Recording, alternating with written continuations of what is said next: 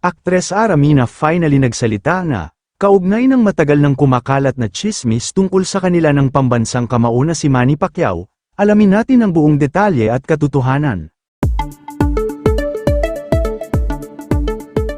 Matatandaang napakaraming taon nang lumulutang ang balitang ito sa mga showbiz chika at social media, kung saan marami ang nagtatanong kung nagkaroon nga ba talaga ng lihim na relasyon ang dalawa noong araw.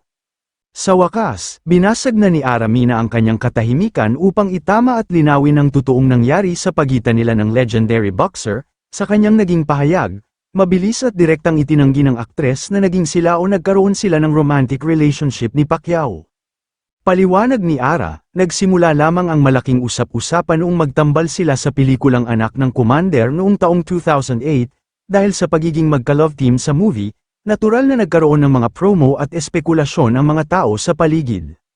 Kwento pa ng aktres, na ibahagi sa kanya mismo ni Manny noong nagkasama sila na bago pa man ito maging sikat at mayaman na boksingero, naging crush na pala siya nito noong panahon na endorser pa si Ara ng isang sikat na brand ng inumin.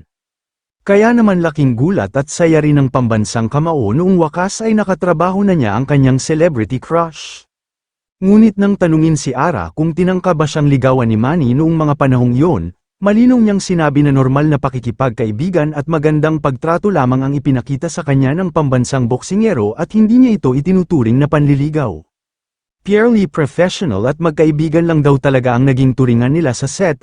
Sa ngayon, pareho nang masaya ang kani-kanyang buhay pamilya nina Ara at Manny, at masayang inalala ng aktres ang naging magandang karanasan sa paggawa ng pelikula noon nang walang anumang mali siya. Ang pahayag ni Aramina ay pagpapakita rin ng respeto kay Manny at sa pamilya nito, at para matapos na rin ang mga maling espekulasyon.